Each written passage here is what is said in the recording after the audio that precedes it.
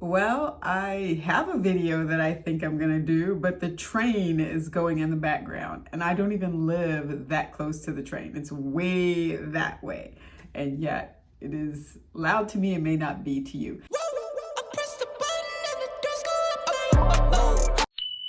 Hi, my name is Sheila. Welcome to my channel. In this video, I'm actually going to go back and go over something that I talked about a few years ago. If you saw the title, this video is about naming your business and going over some red flags. If you follow my channel, you know I'm an attorney and I do a lot of videos about fitness and health and wellness. And then every once in a while, I sneak in some of these videos about being an attorney and working with business clients. In this video, I specifically want to talk about red flags that I see when people are trying to come up with a name for their business.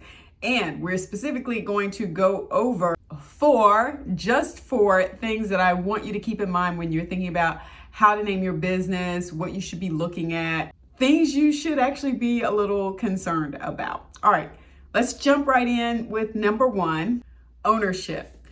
A lot of times I'm actually filling out the business entity forms for clients. So it may be for a limited liability company or a C Corp or S Corp, whatever it is. I have to find out from them what is the name that you want to use for your business. Then I usually ask them, hey, what kind of research have you done on this name? So we're talking about the name as it appears in terms of Google search, trademark searches at the state level, trademark searches at the federal level, anybody else who may have this name that you're thinking about. I literally just did a search for a client last week and I was running through all of those just to see where this name was coming up. I then gave her the results of my review and said, you might want to consider something else. Because here's the thing, once you submit your paperwork to your appropriate state agency, they're going to look. And so if you haven't looked and there's something already registered there, they're going to send it back to you and say, no, we can't give you this name because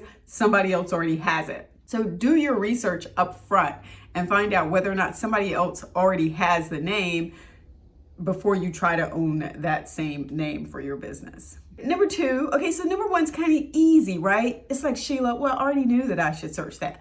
Well, that's ownership, but let's talk a little bit about relationship. Maybe it's not the exact name, but there's some sort of relationship there that may have you worried, or it may be just something you want to double check. For instance, one of the things I tell clients is think about whether or not that name sounds like something else that you might not want your business associated with, or that makes people think of something else that you might not want your business to be associated with. For some businesses, this really matters. Say, for instance, you are planning to be a nonprofit and have some sort of charitable function, and yet the name that you come up with, there's this other meaning that's sometimes given to it. Or you're a faith-based organization, and the name that you've come up with, you find out that there's another definition based on some historical reference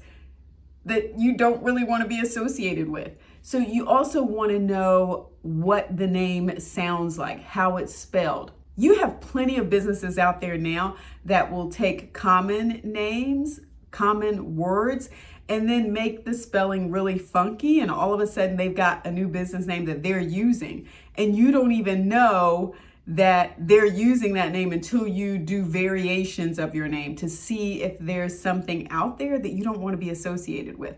So don't just think about in terms of ownership of that specific name. Think of how that name relates to other things, cultural references, things that you don't want to be associated with, people that you don't want to be associated with. You don't want to have a name that every time people think of your name, they think of this bad experience that they heard about in the news 5 years ago, and it just played out across the media for the whole year and left a bad taste in everyone's mouth. Like, that's not what you're going for. You want people to have good memories and develop a good relationship with your brand and your name before they ever even see you. So take all of that off the table too. And number three, let's just talk about names from a practical standpoint, because this is something that has hurt me. And so I'm giving you my personal experience here. when I opened back up my law firm for the second time, by the time I got ready to get the name, .com, one of the names that I wanted to take was already taken. So I think it was maybe like Huggins Law or something like that. It was already taken, so I couldn't use that. As a result, I wound up getting a name that was much longer, which is my full name. So it's SheilaHugginsLaw.com. People, that is way too long. What you want to think about when you're trying to figure out what your name is, in addition to those other things that I just mentioned, and in addition to having some relationship to the products and services that you're talking about, like those are givens. I know you already know those, so I'm not really focusing on those here. You also want to think about how this name is going to work from a practical standpoint. SheilaHugginsLaw.com is way too long. So whenever I get ready to give somebody my email address, it's then SheilaH@SheilaHugginsLaw.com. People, come on. I get tired just saying it myself. Think of how you've got to put that in emails, how you're telling people over the phone, then you got to spell it out. Think of what that looks like if you're getting a business card, if you're even still using business cards. This name can't be something that is going to be overwhelming for people to use and remember. Think about funky spellings, how that's going to work. Think about people mixing it up and just getting it wrong. People spell my first name wrong all the time. I can't really do anything about that part of it, but because I have put it in my email address, I get that sometimes. Sheila, I sent it to you, it bounced back. Because they're calling me at that point or texting me. I tried to send you the email, but it bounced back. Well, it turns out the first name was spelled wrong. So that happens all the time. So definitely think about your name in terms of practical use and how it's going to play out when you're having conversations with people, telling people your email address or your website, or getting your business cards, whatever it may be. The spelling, keep those things in mind from a practical standpoint. How is it going to work if I use this name? And then finally, protecting your name. So in addition to that first one about ownership and making sure as you're trying to get ownership that you've covered all your bases to make sure nobody else already has it and that you're not infringing on their intellectual property, you on the other side of that coin want to make sure that you are now protecting your name once you have chosen it. And if you need to get a trademark or a service mark, whatever you need to do to protect your name, make sure you go ahead and do it. And so it may be that you're getting it at the state level if you're really just going to be operating in your state, or you're securing that protection at the federal level. The other thing to think about is in terms of contracts that you enter into with other people. You want to make sure that anytime you're licensing the use of your name or your products, that contract covers what that use is going to look like. You want to be very specific in your contract, and you want to protect your name always because, hey, your name and your brand, that is your business. And if you aren't protecting your name and your brand, then you aren't protecting your business. Those are the four red flags that I think you need to think about sometimes when you're trying to decide, well, what is my name going to look like? What do I want it to be? What do I want it to represent? A lot of times we get caught up in brand and image, and we don't think through just the business sort of practical aspects in terms of what that name is and means and looks like, how we own it and how we protect it.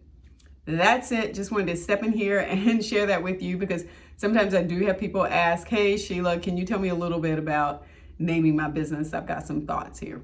Hope this video helped you out, and don't forget to check out my new Skillshare classes that I have. I have 4 of them now. I'm actually getting ready to come out with a 5th, and I will have the referral link for that below. You can sign up for 1 free month, and then after that they charge you. So if you don't want to keep the membership, definitely make sure that you end that membership before the trial period is up.